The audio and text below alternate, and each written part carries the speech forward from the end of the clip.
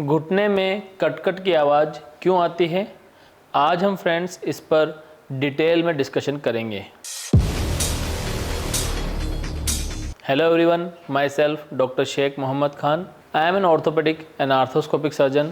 Welcome to the world of ortho sports for a pain-free body and injury-free sports.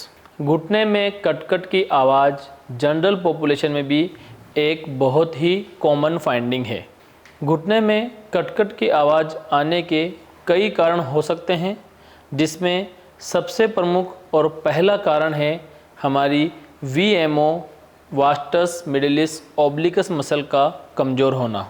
यह VMO muscle कमज़ोर क्यों होती है? इसके कमज़ोर होने का कारण है इसकी प्रॉपर स्ट्रेंथनिंग एंड एक्सरसाइजेस का फॉलो नहीं करना। जब कभी हम जिम जाते हैं तो भी सभी का focus quadriceps and hamstring muscle को ही स्ट्रेंथन करने का रहता है, VMO मसल पर फोकस नहीं कर पाते हैं। अगर हम VMO मसल हमारे घुटने में आगे की ओर मौजूद हड्डी पटेला, जिसे सामान्य भाषा में घुटने की ढकनी या कटोरी भी कहते हैं, उसे स्टेबलाइज करने में, उसे प्रॉपर पोजीशन करने में बहुत ही इम्पोर्टेंट रोल प्ले करती है। जब हमारी VMO मसल वीक होती है तो यह पटेला हमारी घुटने की दूसरी हड्डियों पर रगड़ खाती है, जिसके वजह से हमें कट-कट की आवाज़ आ सकती है। अगर इसकी प्रॉपर स्ट्रेंथनिंग न की जाए तो यह घुटने में मौजूद कार्टिलेज के घिसने का कारण भी बन सकती है, जिसमें आपके घुटने में आगे की ओर दर्द रहने लगता है। यह दर्द नीचे से उठने में या सीढ़ियाँ चढ़ने उतरने में ज़्यादा होता है। भविष्य में यह कॉन्ड्रोमलेशिया पटेली या ओस्टियोआर्थराइटिस का कारण भी बन सकती है।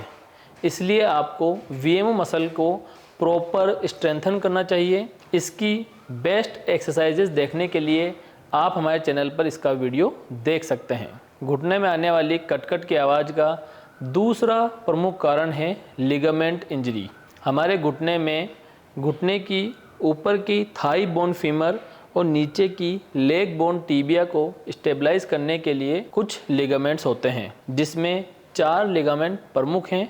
घुटने में अंदर की ओर मीडियल कोलेटरल लिगामेंट MCL, बाहर की ओर लेटरल कोलेटरल लिगामेंट LCL और दोनों हड्डियों के बीच में ACL एंटीरियर क्रूशिएट लिगामेंट और PCL पोस्टीरियर क्रूशिएट लिगामेंट। ये 4 लिगामेंट हमारे घुटने को स्टेबिलिटी प्रोवाइड करने का काम करते हैं। जब कभी स्पोर्ट्स इंजरी या रोड ट्रैफिक एक्सीडेंट में आपके लिगामेंट इंजरी होती है तो आपके घुटने में स्टेबिलिटी लॉस होता है या आपके घुटना इनस्टेबल हो जाता है, जिसके वजह से घुटने में सामान्य से अधिक मूवमेंट होने लगता है और आपको घुटने से कट-कट की आवाज़ आ सकती है। लिगामेंट इंजरी के डायग्नोसिस के लिए हमें MRI करानी होती है। MRI में आपके लिगामेंट का स्टेटस हमें कम्प्लीटली मालूम चल जाता है। इसके बाद आपको इसका प्रॉपर ट्रीटमेंट लेना चाहिए। घुटने में कट-कट की आवाज़ आने का तीसरा प्रमुख कारण है मेनिस्कस इंजरी। मेनिस्कस हमारे घुटने में दोनों हड्डियों के बीच मौजूद एक गद्दी की तरह या शॉक एब्जॉर्बर की तरह मौजूद होती है।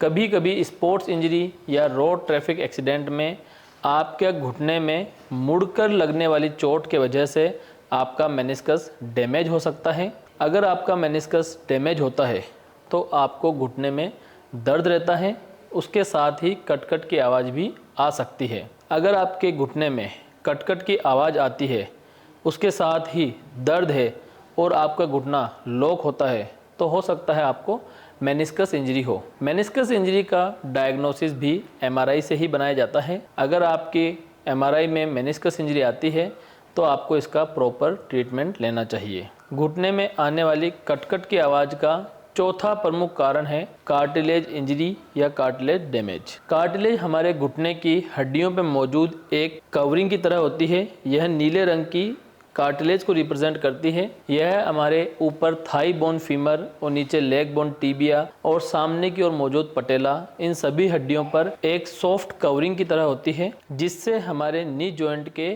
स्मूथ मूवमेंट्स पॉसिबल होते हैं। यह कार्टिलेज गाड़ी में मौजूद टायर की तरह हमारे जॉइंट्स में मौजूद होती है। जिस तरह से गाड़ी के चलने पर टायरों का घिसाव होता है, ठीक उसी तरह हमारे जीवन में उम्र के साथ कार्टिलेज भी घिसने लगती है, जिसे हम ओस्टियोआर्थराइटिस कहते हैं। ओस्टियोआर्थराइटिस में धीरे धीरे आपकी घुटने की कार्टिलेज घिसने लगती है और दोनों हड्डियां, ऊपर की थाई बोन फीमर और नीचे की लेग बोन टिबिया आपस में टच होने लगती है, जिसके वजह से आपको लगातार दर्द बना रह सकता है और आपके घुटने से कट-कट की आवाज़ आ सकती है। इसका डायग्नोसिस सामान्य रूप से सिंपल एक्सरे पर बनाया जा सकता है।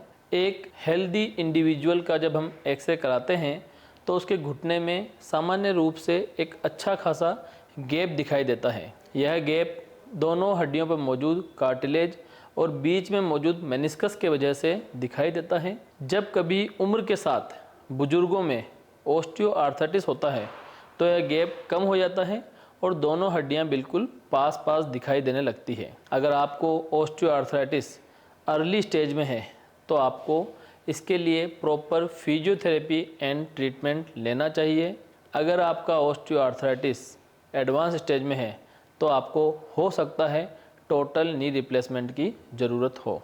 घुटने से आने वाली कटकट की आवाज़ का 5वां प्रमुख कारण है लूज बॉडीज़। कई बार घुटने में ओस्टियोआर्थराइटिस या और किसी इंजरी की वजह से घुटने के अंदर का ही कोई पार्ट टूटकर घुटने में एक लूज बॉडी की तरह प्रेजेंट कर सकता है।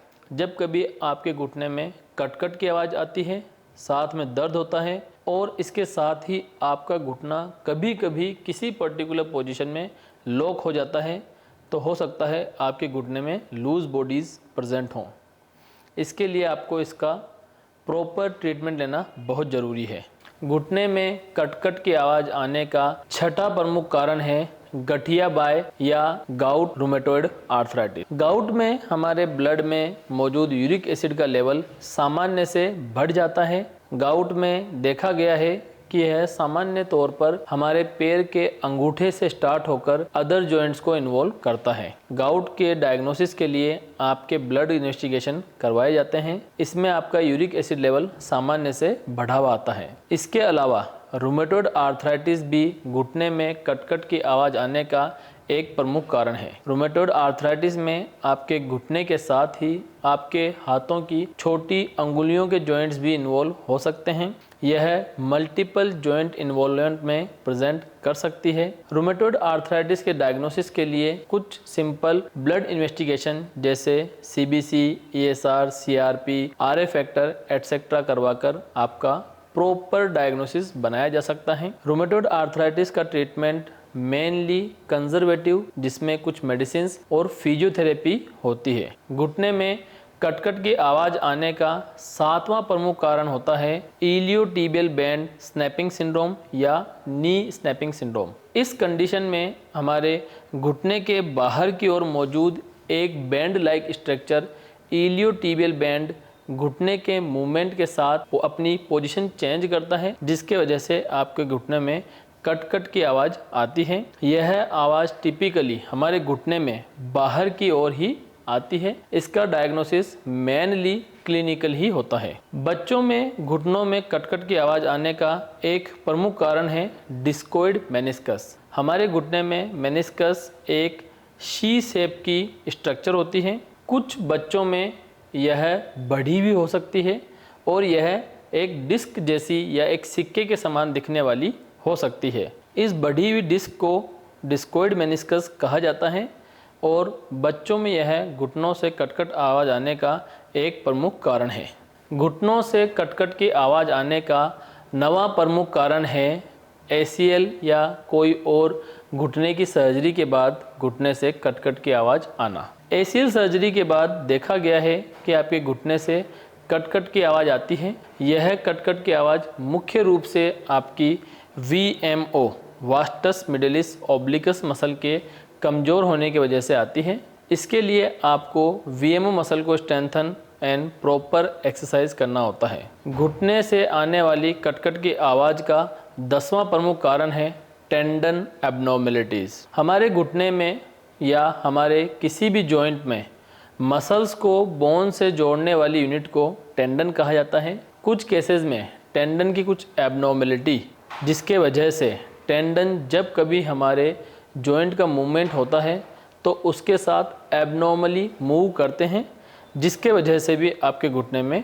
कट की आवाज़ आ सकती है। घुटने में आने वाली कट की आवाज़ का आखिरी कारण, घुटने से आने वाली कट की आवाज़ का आखिरी प्रमुख कारण है इडियोपैथिक। कुछ केसेस में बिना किसी स्पेसिफिक कारण के भी घुटने से कट की आवाज़ आ सकती है और यह पूरी तरह से सामान्य है। इसके लिए आपको किसी तरह की कोई चिंता या घबराने की ज़रूरत नहीं है। इसी तरह हेल्थ एंड फिटनेस से रिलेटेड वीडियोस देखने के लिए आप हमारे चैनल को सब्सक्राइब करें। Thank you.